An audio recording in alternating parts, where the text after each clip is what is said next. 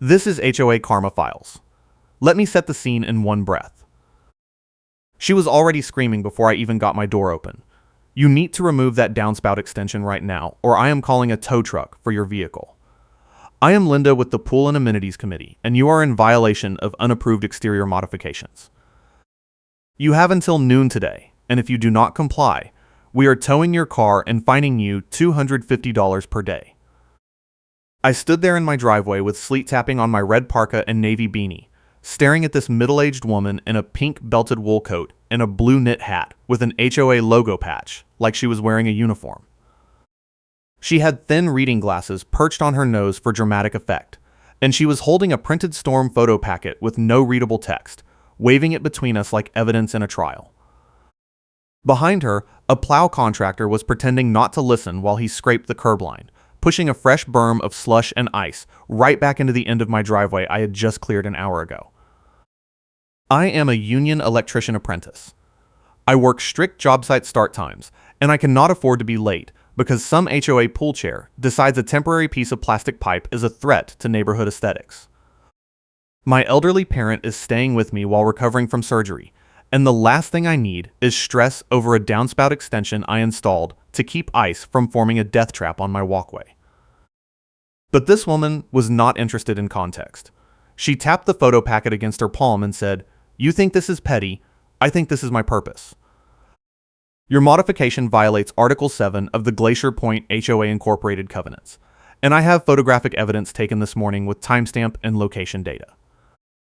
I kept my voice calm. It is a temporary extension. The ice was pooling at the foundation and creating a slip hazard. I will remove it when the weather clears.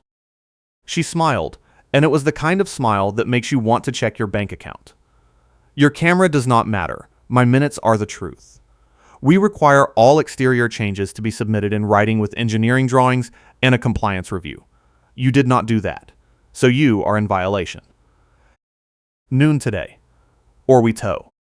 She turned and walked away before I could respond, her boots crunching through the slush. I pulled out my phone and started recording. The light was visible on the screen, but I kept it turned away so she would not see exactly what I was capturing. I said almost nothing, because silence makes people talk. The plow contractor glanced at me, shook his head slightly, and muttered something I could not quite hear. Then he climbed back into his truck and pushed another berm of snow and slush right back across the end of my driveway, like he was testing me. I watched the pile grow, blocking my car in again, and I realized this was not just about a downspout. This was about control. I went inside and checked the HOA portal. The covenants were posted in a PDF that was 300 pages long and written in dense legalese. I searched for Article 7 and found a section on exterior modifications, but it was vague enough to mean anything. Temporary structures were not defined. Emergency repairs were not defined. The enforcement process was not defined. It was a blank check for whoever held the pen. My phone buzzed.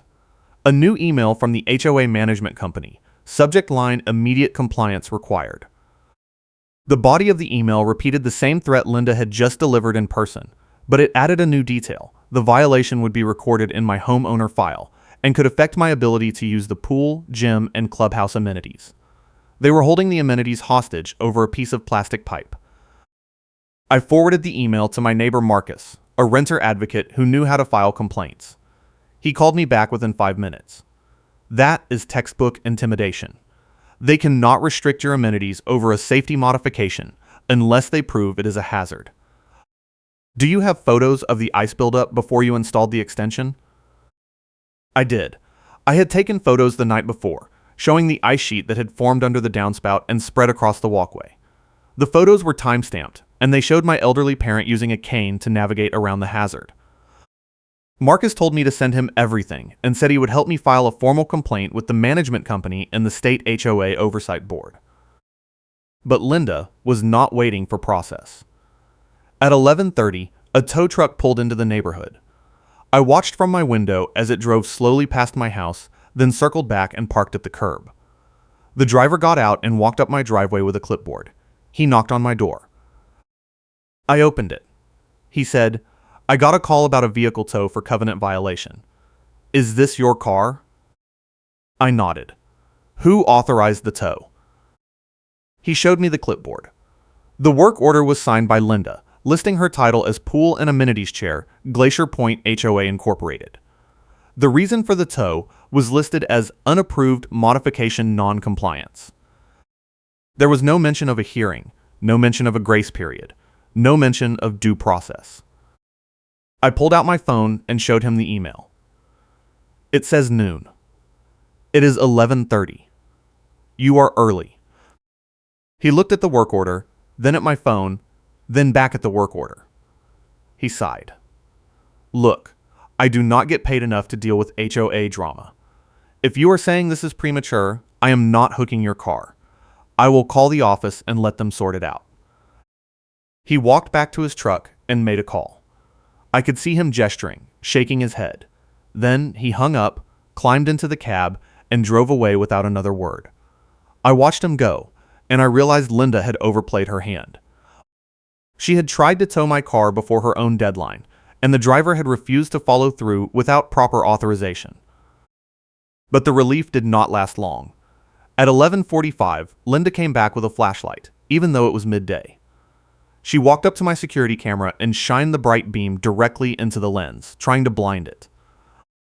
I watched from inside as she stood there for a full minute, waving the light back and forth. Then she turned and took more photos of the downspout extension with her phone. She was building a case, and she was doing it in real time. At noon exactly, she knocked on my door again. I opened it with my phone recording. She did not acknowledge the camera. She said, "Your time is up. You are now in violation and subject to daily fines. The management company will be notified, and your file will reflect non-compliance." You think this is petty? I think this is my purpose. I said, I have documented the ice hazard and the temporary nature of the modification. I am filing a formal complaint with the management company and the State Oversight Board. If you continue to harass me, I will include that in the complaint as well. She smiled again, that same cold smile. Your camera does not matter. My minutes are the truth. We have a board meeting next week, and your violation will be on the agenda. If you want to appeal, you can submit a written request with supporting documentation in the format specified in the covenants. Until then, you are in violation. She turned and walked away, and I closed the door. I forwarded the video to Marcus and told him what had just happened. He said, "That is harassment. She is trying to provoke you into doing something she can use against you. Do not engage. Let her dig her own hole." But the hole kept getting deeper. The next morning, I woke up to find a vendor truck parked in my driveway. A man in a work jacket was standing at my front door with a toolbox. I opened the door and said, "Can I help you?"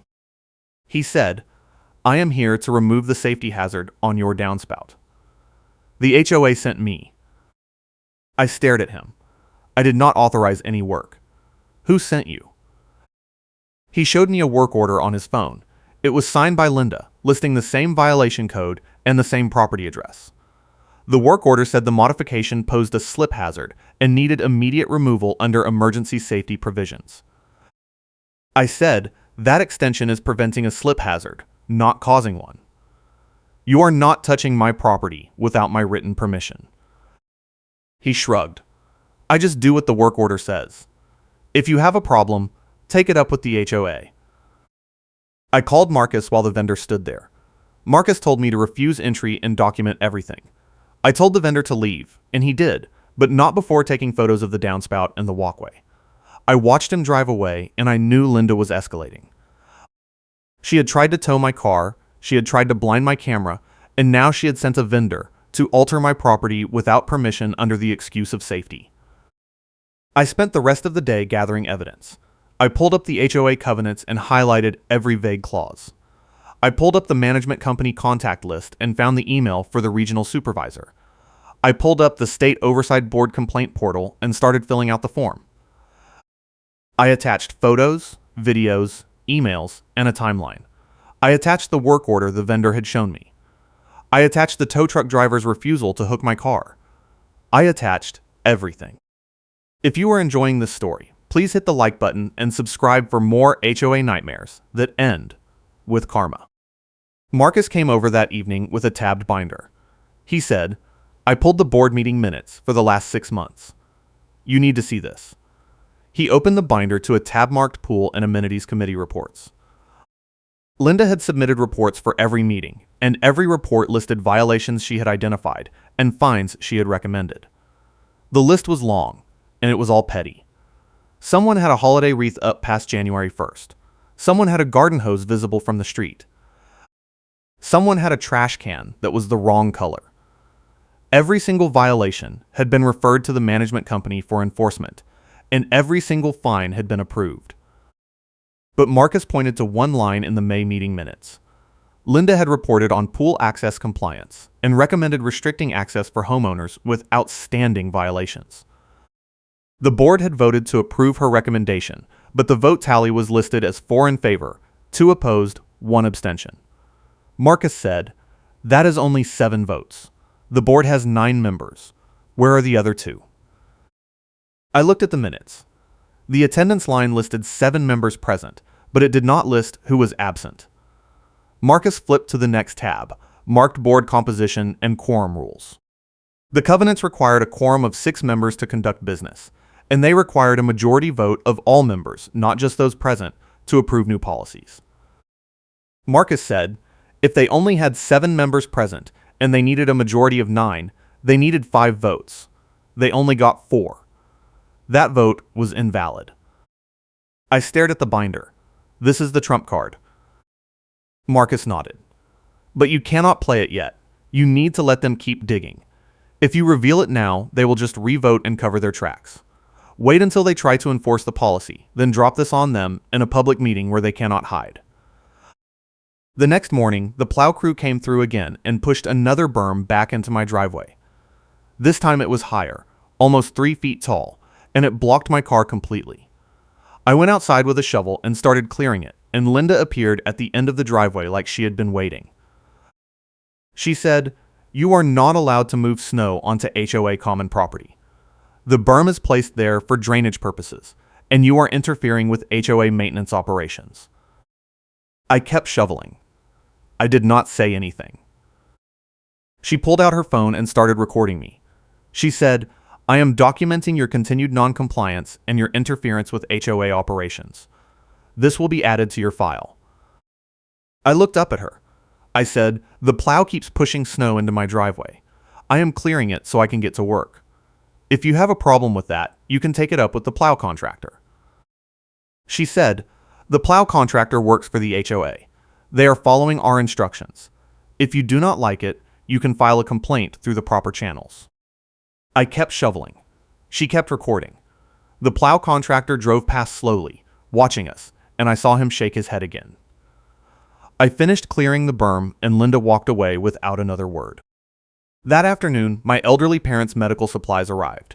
The delivery driver called me and said he was at the front entrance to the neighborhood, but the gate code was not working. I gave him the backup code, and he said it did not work either. I called the management company and asked why the codes were disabled. The receptionist said, "There is a note on your account that access privileges are suspended pending resolution of outstanding violations." I said, "You cannot restrict access to medical deliveries. That is illegal." She said, "I am just reading what is in the system. You will need to speak with the compliance officer." I asked for the compliance officer's contact information, and she gave me Linda's email. I called Marcus and told him what had happened. He said, "That is retaliation. That is a clear violation of fair housing and disability access laws.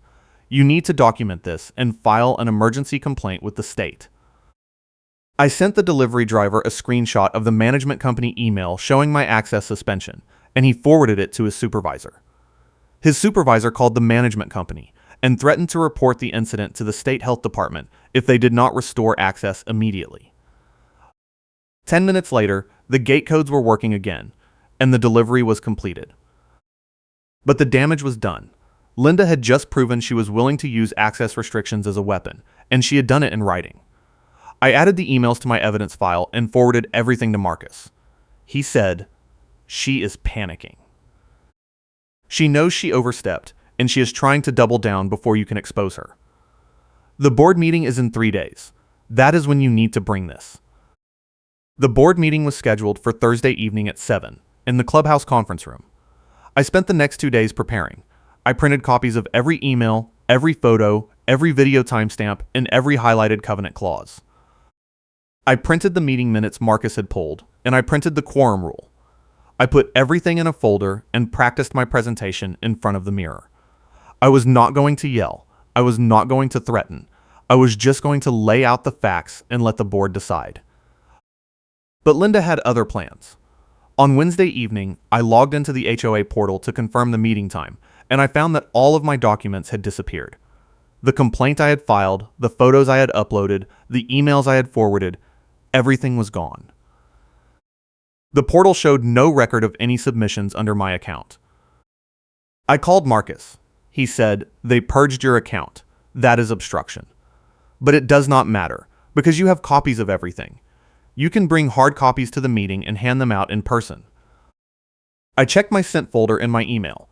Every message I had sent to the management company was still there, with full timestamps and delivery confirmations. I took screenshots of the sent folder and added them to my evidence file. If Linda wanted to claim I had never submitted anything, I had proof that I had. Thursday evening came, and I drove to the clubhouse. The parking lot was full, and I recognized several neighbors from the street. Marcus was waiting for me at the entrance. He said, "Linda is already inside. She brought her own binder. This is going to be a show." We walked into the conference room, and it was packed. The board members were sitting at a long table at the front, and Linda was sitting at the end with her blue knit beanie with the HOA logo patch and her tab binder open in front of her. She looked up when I walked in, and she smiled that same cold smile. The board president called the meeting to order and asked if there was any new business. Linda raised her hand immediately. She said, "I have a compliance matter to address. We have a homeowner who has installed an unapproved exterior modification and has refused to comply with removal orders. I am recommending a fine of $250 per day, retroactive to the date of first notice, and suspension of amenities access until compliance is achieved." The board president looked at me. "Do you want to respond?" I stood up and walked to the front. I handed each board member a copy of my evidence folder. I said, "I installed a temporary downspout extension to prevent an ice hazard that was creating a slip risk for my elderly parent. I documented the hazard before I installed the extension, and I notified the management company of the temporary nature of the modification. I was told I needed to submit engineering drawings and a compliance review, but the covenants do not define what that means for temporary safety modifications.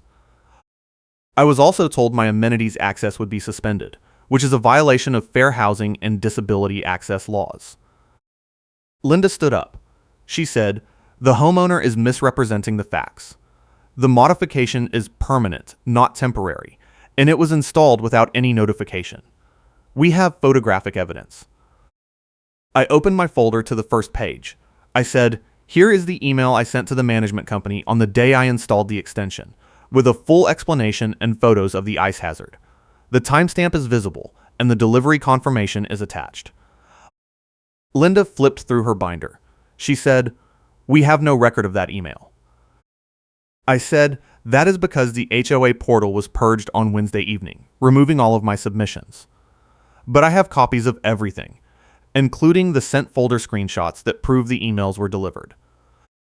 The board president looked at Linda. "Is that true? Did we purge his account?" Linda hesitated. She said, "The portal had a technical issue. We are working on restoring access."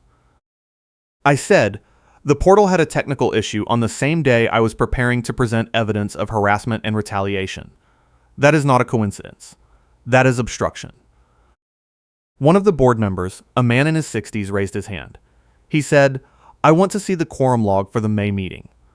Linda recommended a policy change for amenities access restrictions, and I want to confirm that vote was valid." Linda froze. She said, "The vote was recorded in the minutes." Marcus stood up from the back of the room. He said, "The minutes show 7 members present, and a vote of 4 in favor, 2 opposed, 1 abstention. The covenants require a quorum of 6 and a majority of all members, not just those present. You needed 5 votes. You only got 4. That vote was invalid." The room went silent. The board president flipped through the minutes. He said, "Linda, is that correct?" Linda opened her mouth, then closed it. She said, "The vote was conducted according to standard procedure." Marcus said, "Standard procedure requires a majority of all members.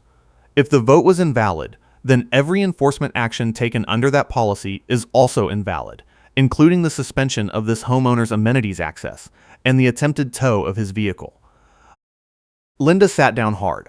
She said, "Your camera does not matter. My minutes are the truth." I said, "Actually, your minutes just proved you have been enforcing an invalid policy for 6 months. How many other homeowners have been fined or restricted under that same policy?" The board president looked at the other members. He said, "We need to table this discussion and conduct a full audit of all enforcement actions taken since May. I am calling for an immediate review of Linda's committee reports and a vote to suspend all pending fines until the audit is complete." One of the other board members said, "I second that motion." The vote was unanimous. Linda sat there with her binder open, staring at the table.